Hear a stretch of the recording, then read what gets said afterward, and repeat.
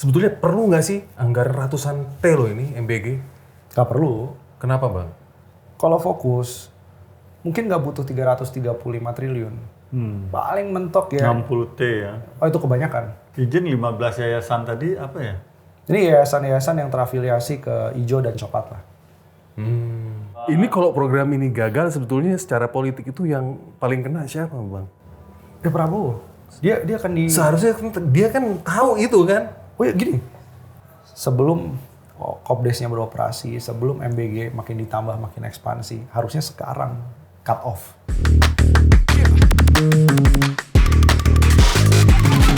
Nah, Mas, ini sekarang di tema 2 nih, kita pengen bahas MBG nih. Kita butuh pencerahannya nih. Sebetulnya perlu nggak sih anggaran ratusan T loh ini MBG? Gak perlu. Kenapa bang?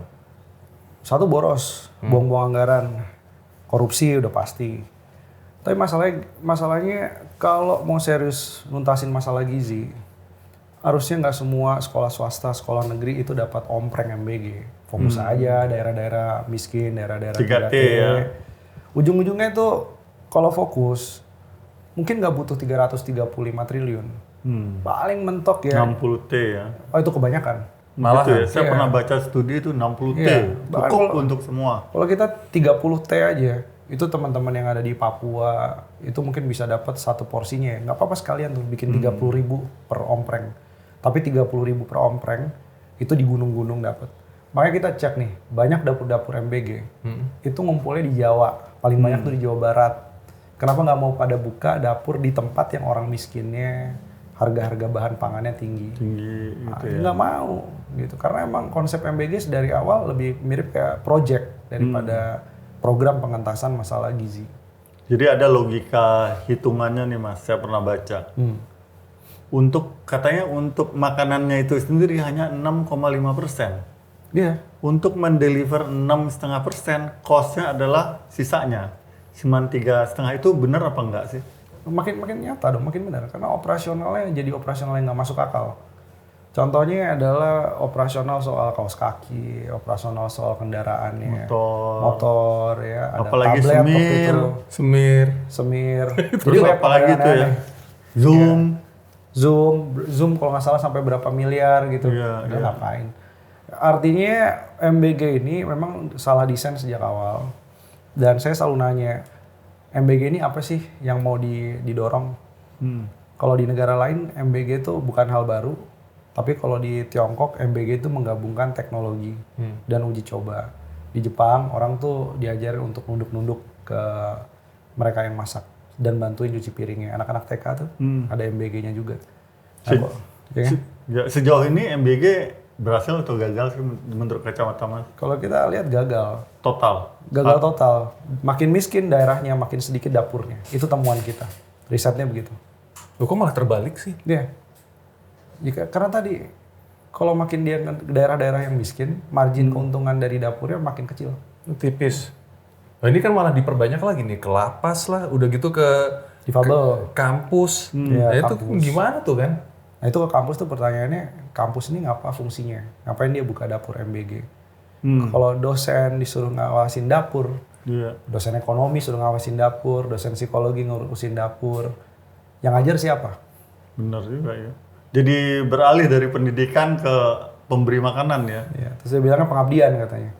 Statementnya Pak Prabowo bilang daripada uangnya dihabisin korupsi, mending MBG saya terusin. Itu gimana tuh Mas? Gampang, emangnya MBG-nya nggak dikorupsi? Nah itu dia KPK kan udah ini kan, ada indikasi tuh potensi korupsi. Nah itu Atau- yang paling rawan yang mana tuh Bang? Ya, MBG ini dikorupsi karena kita ketemu dokumen PPATK bahwa 15 yayasan yang ngelakuin MBG harus dikecualikan dari pengawasan pencucian uang, aliran dana korupsi. Ini nggak oke sejak awal ya, sejak awal. Artinya emang MBG ini didesain lebih ke arah memang bagi-bagi project pada yayasan yang terafiliasi sebenarnya ke aparatur pemerintah ataupun partai-partai politik. Izin 15 yayasan tadi apa ya? Ini yayasan-yayasan yang terafiliasi ke Ijo dan Coklat lah. Jadi yang udah didesain untuk melaksanakan MBG Sejak awal. sejak awal ya. Nah berarti yang paling diuntungkan dari MBG ini si elit-elitnya, elit projectnya itu dong. Ya, sekarang gue tanya ke abang, abang mau investasi di MBG nggak? Saya pernah ditawarin dan saya nggak mau. Berapa miliar? Kan Bukan, minimal. berasa berkhianat sama negara. Oh iya, kalaupun ada nih, misalkan jasa catering gitu ya. Iya. Emang bisa jasa catering rumahan ngurus MBG? Nggak bisa dengan sistem yang ada sekarang ya. Dia harus modal berapa dulu untuk bikin dapur 3 dan di depan itu ya? 1,5 sampai 3 katanya. usaha mikro itu sekitar 25 juta rupiah ininya ya, omsetnya. Jadi kalau usaha mikro di Indonesia ini, jelas dia bukan pelaku MBG. Udah, berarti itu buat elit MBG-nya. Berarti elit, ya pantesan aja ada yang joget-joget gitu kan. Saya- Sampai begitu. Saya pernah lihat tuh di satu podcast Mas Bima bilang bahwa Pak Prabowo klaim lapangan kerja yang diciptakan 1 juta. Cuman ada sektor-sektor yang juga gara-gara kehadiran MBG kehilangan kerjaan. Iya. Itu bahkan nilainya hampir 1,9 ke 2 ya nyebutin. 9,4 juta. 9,4 juta. Ya, dari sektor pendidikan. Karena Jadi lebih banyak yang hilang daripada yang diciptakan. iya, 1 juta. Gimana tuh jelasin, Cok? 1 juta MBG, 335 triliun. Tapi di dalam 335 triliun itu ngambil anggaran pendidikan. Ini nggak bisa dibantah nih udah. 223 triliun anggaran pendidikan. Anggaran pendidikan itu kalau 223 triliunnya dibalikin lagi, dampak berganda anggaran pendidikan tuh bisa 9,4 juta orang tenaga kerja. Jadi artinya hanya karena ngambil dana pendidikan, diklaim MBG 1 juta, tapi yang hilang itu besar. Itu baru dari pendidikan. Belum kita ngomongin nih warung-warung sekitar sekolah, catering. Emangnya mereka dapat manfaat dari adanya MBG? Berantem iya, kompetisi ya yang terjadi. Jadi MBG ini kanibal terhadap usaha masyarakat yang sudah ada di sekolah. Kantin-kantin sekolah, Yes, tukang jajanan. abang-abang jajanan Kasih gitu ya. abang-abang itu. Bahkan ya warung-warung kecil seputar sekolah itu juga ya katanya ya. Nggak masuk. Orang disuruh beli roti, marginnya juga mau tinggi si MBG kan dapatnya kan. Iya. Tapi kan neken di bagian warung-warung tadi. Jadi nggak mungkin warung berapa? 5.000 roti misalkan sehari. Nggak mungkin warung kecil. Udah jelas enggak. Ini kalau udah kayak nggak masuk begini, menurut lo nih Bang, ini murni-murni program apa project jangka panjang nih? Kalau menurut gue sih, ini buat pendanaan 2029. Jadi ini politik gentong babi dong. Pork barrel. Politik-politik gentong babi. Babinya lagi berpesta. Lain lagi tuh. Lain Bel. lagi itu tuh lagi. Lain lagi tuh lain lagi. Iya. Apalagi ya, banyak yang pengen gue tanyain tuh. Kenapa gini, program ini dipersonifikasikan dengan figur Pak Presiden sendiri itu kenapa Bang? Menurut lo? Saya tuh waktu itu kan penasaran buka bukunya Paradoks Indonesia dan solusinya. Terus sebelumnya lagi baca catatan hariannya Suhogi. Jadi ada histori MBG nih. Waktu itu Suhogi itu kan aktivis tahun 66. Itu dia ketemu Prabowo. Suhogi itu di catatan hariannya bilang, ini ada anak muda idealis baru balik dari luar negeri kan, bapaknya waktu itu eksil ya. Eksil di luar negeri baru balik. Si Prabowo ini terinspirasi katanya, salah satunya ada gerakan korp apa gitu ya ke desa-desa. Jadi ngirim anak-anak muda idealis ke desa-desa untuk meningkatkan, salah satunya adalah gizi, meningkatkan orang-orang di desa ini biar bisa belajar, bisa punya gizi yang bagus. Nah dari situ kelihatannya memang Prabowo ini menjalankan memang cita-citanya dulu. Permasalahannya, kenapa kok ada stiker muka Pak Prabowo di SPPG dan mobil-mobil MBG? Apakah salah di konsepnya atau implementasinya? Atau yang punya implementasi dari tahun 1960-an itu, Prabowo Subianto itu, nggak mau dikritik, nggak mau dengar masukan bahwa ini antara konsep yang sebenarnya awalnya bagus dengan implementasinya ini melenceng jauh. Nah kalau udah tone deaf, itu agak susah diingetinnya. Jadi ini salah di dia atau implementasi? Kalau menurut saya akhirnya salah dua-duanya. Oh, dua-duanya salah ya? Iya, salah di konsep, pengennya Prabowo buru-buru, yang penting klaim lebih banyak daripada McDonald, jumlah porsinya bangga tuh. Mana ada sih negara selalu gitu kan? Berarti mendahulukan kuantitas bukan kualitasnya itu ya? Iya, mau cepet-cepet, tapi buat apa sih dalam kondisi sekarang cepet-cepet? Kalau bagus kan bisa pamer kemana-mana. Kalau Mas Bima punya kuasa mendesain ulang MBG, seperti apa sih kalau memang MBG itu harus tetap dijalanin tuh? Diapain tuh biar bagus apa? Saya nanya ke komite sekolah pastinya. Karena yang tahu terbaik gizinya itu adalah ibu yang masak. Ini harus ada perspektif feminisnya di sini nih. Jadi seperti ide Ahok dong. Jadi kasih duit 10.000 atau 15.000 ke misalnya satu anak atau 2 anak dalam keluarga. Nggak selalu. Nggak begitu ya? Terus gimana? Nggak selalu. Di Brazil, di Kolombia, yang melakukan audit terhadap program seperti MBG itu adalah komite sekolah. Yang isinya adalah orang tua murid dan juga guru atau perwakilan kepala sekolah. Jadi bentuknya tetap MBG. Nggak harus dalam bentuk cash. Cash MBG. boleh, tapi Jadi MBG. bentuknya masih MBG bukan cash ya? Iya, bentuknya MBG, tetap makanan. Nah, cuman makanan ini dikontrol, diawasin ketat. Dan sampai ada permasalahan, ini akan dilakukan sanksi gitu, ada hukumannya. Jadi lebih kayak rantangan di deliver ke rumah gitu ya? Iya. Kayak gini deh, sekolah anak gua ya. Sekolah anak gua itu SD dan udah dapet catering dari sekolah. Gue tanya ke anak gua, mau pilih MBG apa catering dari sekolah? Jawabannya catering dari sekolah. Kenapa? Karena kualitasnya dari Kualitasnya makanannya. jauh. Ini SD-nya Iya. disclaimer dulu ya. Ini bukan SD yang sebulan 20 juta gitu, bukan. Ini SD kampung. Ini gua Oh, mau malahan. ngomongin. Iya. Itu udah bisa bikin catering yang enak. Tahu. Saya juga punya ponakan tuh sekolah. Sekolahnya udah ngasih catering. Ya. Tapi MBG masuk, akhirnya si sekolah meniadakan dia punya catering, hemat kos dong dia. Karena udah ada MBG. Udah ada MBG. Nah ini juga artinya mengambil keuntungan nih sekolahnya. Jadinya akhirnya apa? Ngasih sangu lagi nih, ponakan saya dikasih sangu lagi nih. Biar makannya enak, karena MBG dia bilang nggak enak gitu ya. Iya. Jujur, Jadi Bang. begitu. Ya jujur kualitasnya lebih nggak oke. Makanya banyak yang ngelihat kalau sekolah ya, kantin sekolah diberdayakan, warung-warung diberdayakan di sekitar, orang tua yang ngawasin. Ini jadi. Dulu sebelum ada MBG kan Kemenkes yang lakuin itu. Untuk yang gitu stunting ya. sama ibu hamil ya. Dan itu kan nggak terlalu banyak dilibatkan nih. Makanya Iya, di apa namanya MBG Watch, ini koalisi teman-teman untuk mengawasi MBG. Karena kita nggak percayalah sama yang dari pemerintah versinya, kita bikin sendiri. Itu pas kita sodorin nih laporannya nih, ini BGN, Badan Gizi Nasional nih kita punya laporan nih. Ada 1.000 lebih laporan nih, tolong ditindaklanjutin. Gak cuma masalah keracunan, banyak laporan lainnya, penyalahgunaan anggaran macam-macam. Satunya lagi kita kasih ke Kementerian Kesehatan. Respon paling cepat siapa? Kemenkes.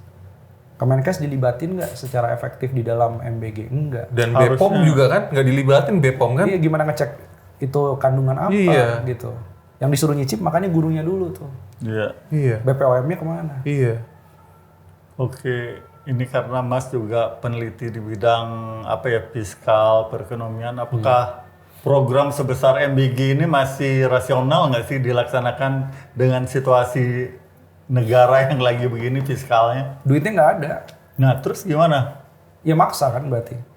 Kalau duitnya nggak ada. Jadi yang bisa mendorong MBG tetap ada seperti sekarang, dia bisa bikin dapur dan lain-lain.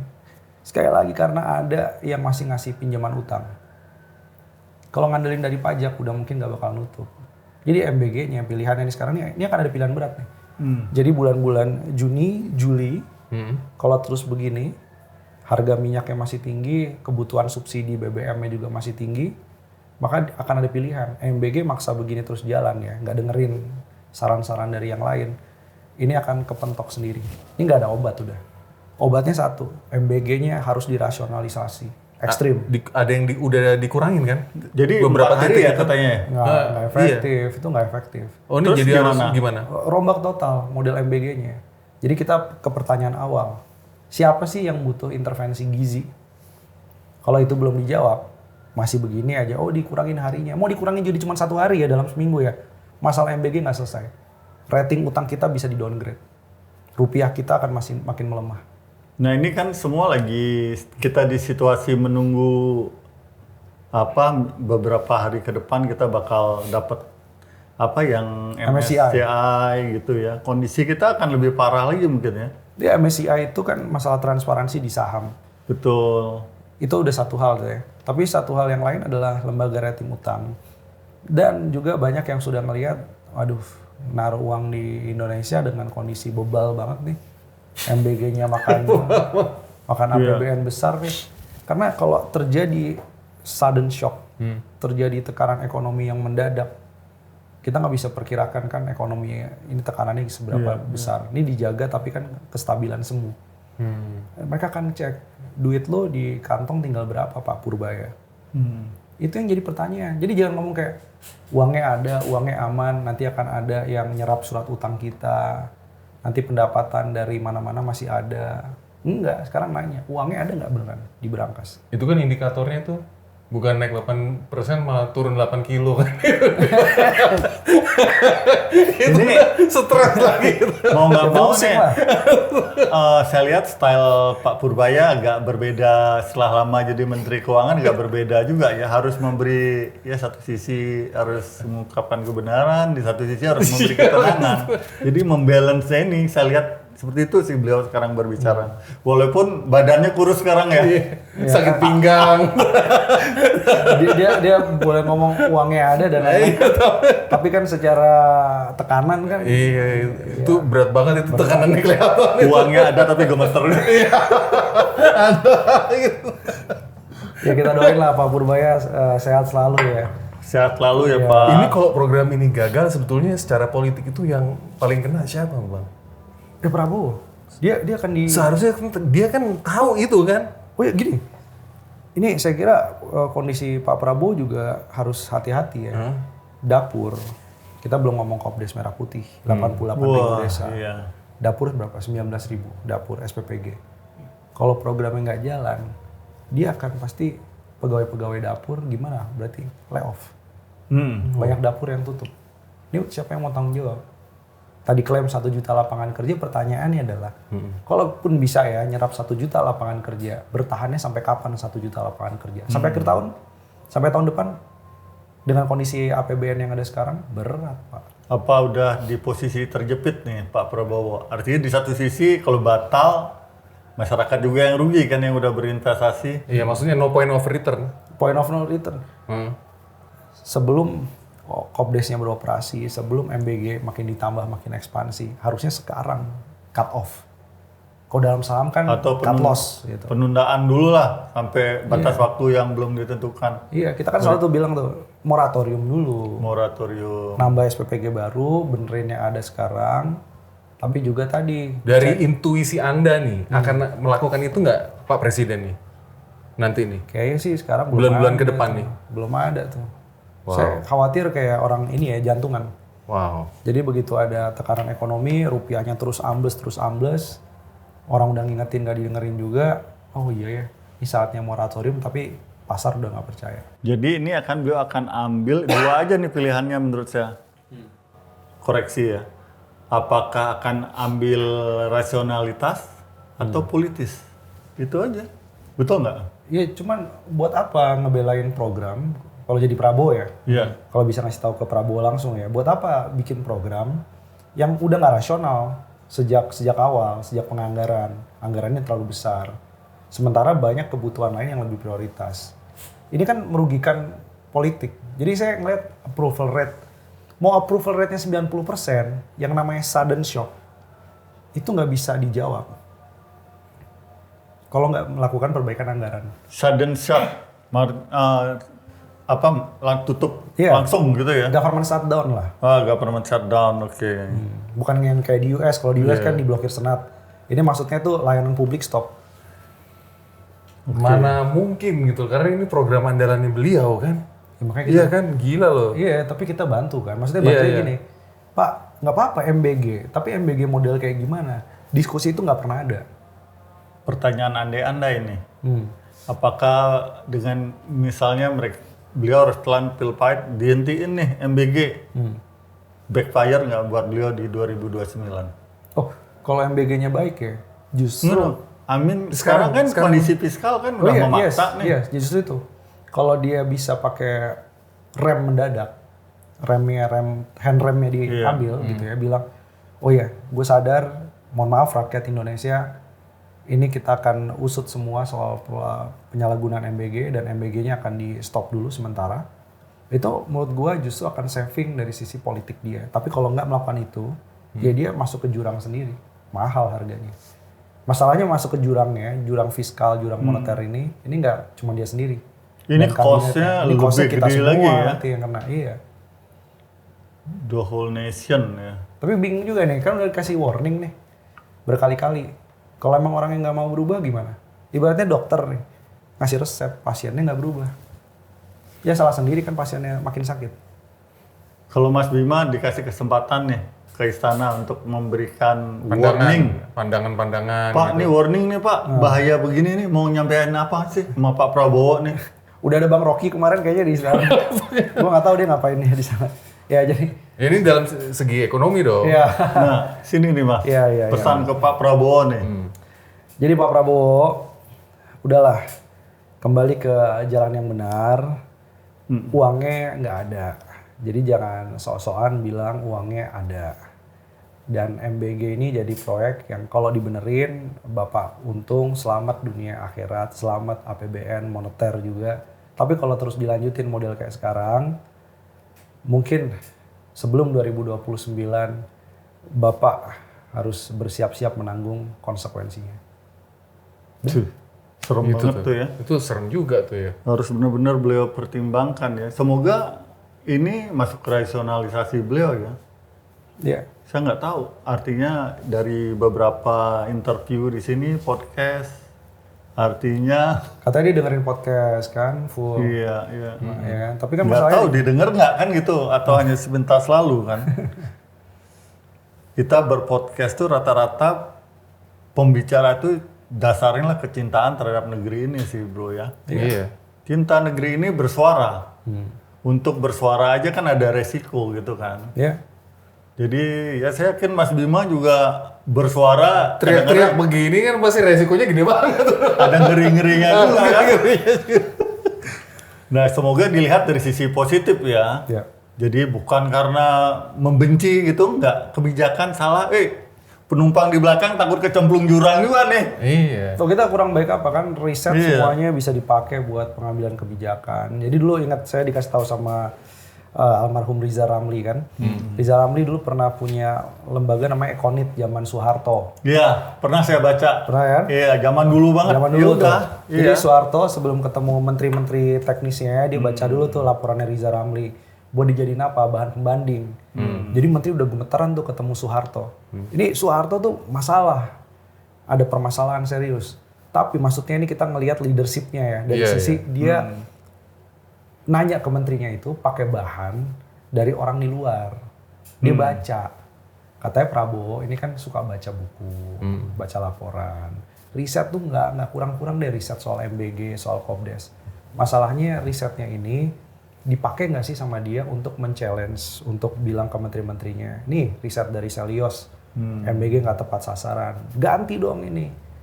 Ternyata yang di reshuffle malah tim komunikasi, bukan tim BGN, tim ekonomi. Tapi percaya nggak dengan hasil risetnya Selios nanti malah dia teriak-teriak, nah ini hasil Hey, dari antek-antek asing." donor asing. Kita pengen tanya nih, yang Selios kan katanya Buntet bilang apa inflasi ini terus di Buntet Teddy. Bung Teddy kali. Bung Teddy. Nah, Iya. itu katanya inflasi pengamat, terus belakangan ada isu apa dibiayai asing gitu. Anda ini dibiayai George Soros atau gimana Pak? Pengen denger mungkin Nyoros ya. Jujur gak sih? Gini loh, masalah pendanaan, ini kalau mau buka-bukaan ya. Iya. Selios itu pendanaannya dari kampus. Oh kampus ya? Kita punya kerjasama, cek aja kan kerjasama dari Warwick University. Warwick University di UK. Di Inggris. Oke. Untuk proyek salah satunya transisi energi. Oke. Kita juga kerjasama dengan jaringan-jaringan kampus lainnya yang ada di luar negeri. Jadi kita basisnya adalah penelitian. Nah, buat mereka kayak, wah ini pasti konspirasi dan lain-lain. Kalau menurut gue sih harusnya yang diperdebatkan itu kan substansinya. Jadi kalau udah kayak skeptis duluan, ya masalahnya jadi bukan substansi, bukan isi risetnya yang diperdebatkan, dan akhirnya jadi ini ad hominem. Padahal kita nggak, padahal kita bilang kayak yang ngantek asing, yang suruh pergi ke Yaman, emangnya dia nggak dalam konteks ya, dia pro asing juga soal BOP, Board of Peace, soal Agreement on Reciprocal Trade (ART) dengan Amerika. Itu ngeri itu. Kalau dilihat, kita justru ngejagain kedaulatan ekonomi Indonesia, biar pajaknya nggak mubazir, biar nggak dikadalin sama negara-negara lain, gitu. Jadi kemarin seminggu yang lalu, gue head to head sama dirutnya Freeport, Pak itu ya. Tony Wenas, Wenas, ya, di satu forum ya. Forum itu adalah forum tambang. Jadi yang hadir tuh manajemen dari tambang itu se-Indonesia itu ada 500-an orang lah, kira-kira gitu. Head to head aja kita bilang. Tapi kan artinya apa? Head to head itu kan ada ruang. Si Pak Tony juga tanya gitu kan, emang transisi energi gitu kan, konteks energi ya, benar apa enggak gitu. Gue juga nanya, ini Freeport gimana mau ngelakuin apa ke depan? Ini harusnya kondisi geopolitik, kondisi begini. Ruang itu nggak ada. Akhirnya yang terjadi apa? Yang terjadi nuduh. Iya. Gitu. Ngirim-ngirim buzzer buat nuduh itu ya. Ya ngapain itu? Yang nggak gue suka adalah buzzer-buzzer tadi dibiayain pakai APBN. Berarti lo sebetulnya udah ngerasa juga bahwa data-data Celios itu banyak juga yang nggak suka ya? Karena benar. Iya, makanya justru itu kan. Iya. Karena pure memang berbasis penelitian kan. Berbasis penelitian. Kita ada peer review juga, maksudnya dengan teman sejawat untuk melakukan review ya, dengan akademisi lain kita ngobrol. Jadi kalau mau ya sebenarnya, nih gue kasih tips lah ke pemerintah ya. Sebenarnya kalau mau ngabisin ilmu pengetahuan gitu ya, itu lu kulik metodologinya, lu kulik soal datanya, itu baru benar. Tapi kalau yang dikulik adalah nih orang dapat biaya dari Tidak mana, ke substansi ya malah. iya, rugi pemerintah, akan dianggap pemerintah anti ilmu pengetahuan. Ini pertanyaan gue terakhir nih, balik lagi ke MBG. Sebetulnya di proyek ini siapa sih yang paling diuntungkan gitu loh? Anak-anak atau elit proyek? Yang punya dapur, siapa yang punya dapur? Dari partai politik, dari yayasan tadi, yang terafiliasi ke hijau dan coklat. Itu yang paling diuntungkan. Jadi masyarakat sekarang udah pinter ya, udah ngelihat. Satu lagi nih, yang diuntungkan siapa? Importir mobil yang nggak guna Yang juga. dari sana itu ya? Yang nggak ada gunanya. Itu Kopdes kan? MBG juga dong, MBG Oh, juga MBG ada, juga iya, ya? ada. termasuk motor. Oh motornya iya, motor untuknya. Mas, Oke. nih ya. Mas Bima, terima kasih. Sip.